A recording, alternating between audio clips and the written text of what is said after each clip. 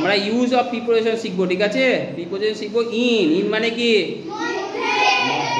Out, behind পিছনে, কোনো কিছু পিছনে হলে বিহাইন্ড, পাশে হলে বিসাইড, আর অন মানে ওপরে। দেখো এবার আমি বলবো ইন,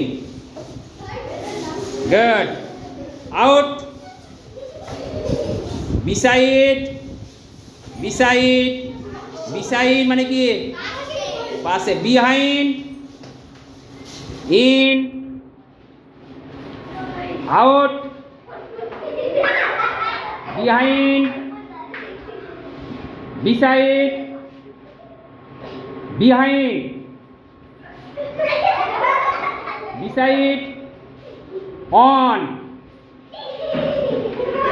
Good.